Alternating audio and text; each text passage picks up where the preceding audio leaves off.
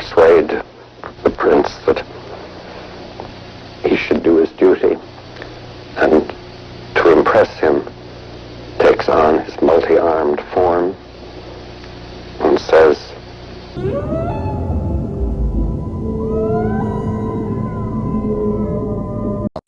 So hi guys, welcome to this eco random video. So today I wanted to ask you guys a question, and the question is that have you ever thought about the possibility that if you get to meet the god that you worship, regardless of your faith, religion, ethnicity or country, which form of language you would use to converse with him, her, they or whatever gender you think your god might be? Well, I have thought about it more than I should have. I have thought about it because, without making any presumptions on my part, the nature of divinity described in all the religions and even of the tribal deities is always said to be beyond human comprehension. It is depicted that to be in the presence of divinity is to be overwhelmed with joy, positivity and abundance of life, and I could never understand what they meant by it. So when all the collective conscious of all human civilizations tell us that it is non-conversable even to describe your encounter with divinity, so to think that if I or anyone ever in actuality have a date with the creator, how would be able to describe our feelings about the fortunate incident? And when the lacking condition of language is so apparent in even describing the experience of his, her, their presence, then if I get to have a word with the old guy in the sky, then what would be the language that I would use?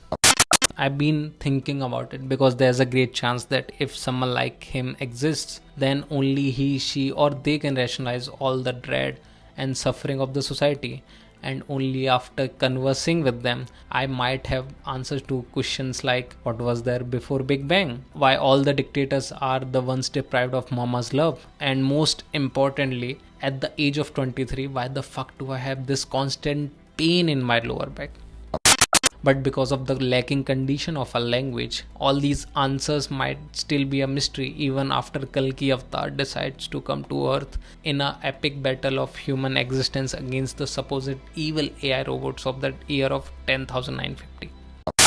So you would be thinking that what do I mean with the lacking condition of language? I mean that speaking with words, exactly what I'm doing right now, is not the most efficient way to express whatever you are trying to express. And no, it has nothing to do with how you talk. Well, that might be the case sometimes, but for the most part, language itself, whether English, Hindi, Tamil, Telugu, French, German or any for that matter, is lacking, and is lacking in terms of not being the most precise conveyor of your actual feelings and emotions. Please don't get me wrong here. I'm not discrediting your mother tongue and surely not disrespecting her. Actually, whatever it is, the language that you speak, it's a beautiful language. In fact, it is the best known tool to transmigrate your ideas from abstraction to a cohesive thought that can be understood, although to a certain degree, by a fellow being that deals with the same process of conversion of abstraction to thought in the similar hymns to yours.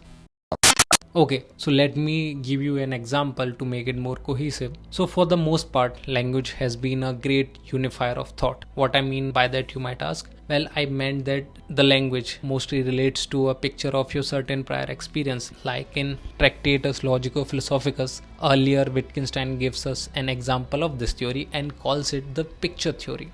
To make sense of that, let us first talk about the actual proposition in the book. The first proposition is that the world is a totality of facts and not of things. In this proposition, there's a sub-proposition, that is that existence is a state of affairs. So without complicating it further, which is ironic in Wittgenstein's case, he's trying to convey that in the world you have objects, and the objects are arranged and combined in different ways, and the point of words is to describe the way objects are combined.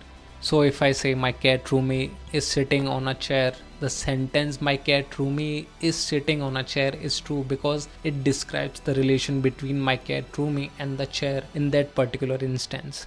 Rumi is an object and the chair is an object, and the relation between them is that Rumi is sitting on a chair, and the point of language is to describe this combination and thereby correspond to the fact of this world.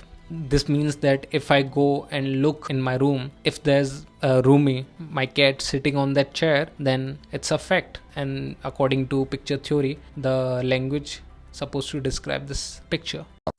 Now this all sounds very commonsensical and correct, and in a way it is, but Wittgenstein points out in his own later work, The Philosophical Investigation, that the picture theory of meaning is quite correct for some uses of language, but not for all of them, because language is incoherent in the sense that if I propose an expression where the use of language and the state of affairs are not in any direct and corresponding relation to each other, then this theory falsifies itself. For example, if I say, call me the most handsome in the world, then this statement is incoherent with the facts of the world, because if I'm not the last man left of this species on this planet Earth, then this statement is incorrect, or at least can't be inquired, unless you might have some twisted sort of interest in me. About that, please don't meet me at the medical store I buy my body wash from, please. That's creepy.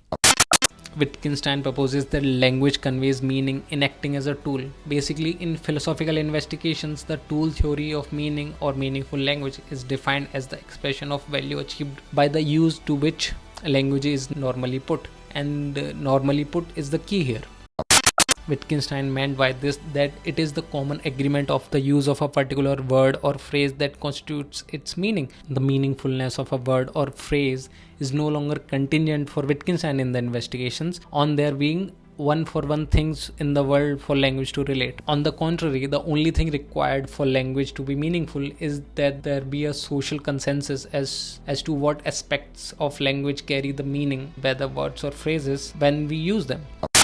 To give you guys an example of this proposition, if your dad asks you to bring a chair from the other room, you will have this certain picture in your mind of chair. A chair will consist 4 legs, backrest made up of plastic, has armrest, and probably is black in color. So if you go in the room and find something that resembles exactly the same as described, then it is a corresponding fact of language and is in fact a chair, and you will bring that out. But if you go in the same room and find a chair which has 4 legs, has a backrest, and is made up of plastic but is of red color and doesn't have an armrest, then would you come out and say to your dad that you couldn't find a chair? Well, you won't. You will bring out that red chair even if it doesn't correspond to the picture of the word chair in your mind. And even if you don't find that red chair, you will bring out the closest tool that serves the purpose of sitting on with some reasonable comfort compared to standing. And that tool can go as far as a rock serving the purpose of a chair. So the word chair in language is a tool that serves the purpose of the proximity of the relation to that particular object. So if language serves as a tool to approximate the actual experience of reality, then how could it properly transport the subjective experience? Because it can't even correspond to a blurry picture of an object. And that's why the people before you, who must have experienced the same problem of not being articulated enough about their experience, because language to start with was never designed or made to be used. That's why people must have found different ways to transcend language when it came to expressing the same experiences that they could not express in language. And those expressions included music as the most holy of them, because it's made up of entirely hymns which we relate to. Nobody knows why. The expression goes that the nature converse with everything using the language of music, and then we dilute it to the human language to converse the same message of nature with humans while keeping the hymns in it. Then we call it poetry. So to answer the question, if God ever decides to talk to you, then most probably the conversation will consist of primordial hymns and rhythms. And if you ever decide to let the world know that conversation, then you would do it in the form of poetry. That's why all the religious epics are written down in a poetic form. Or maybe it's beyond us, I don't know. Until then, bye. You've got 2 choices. Either being is or being is not. And since being is not the same as becoming, becoming is the same, or change is the same as not being. Well, now, how can you have change if there is no being change? And if those are your options, being or not being, well, it's pretty obvious being is it. Therefore, from logical proof, you can say that all change is an illusion. I'm not really walking around here. It just looks that way.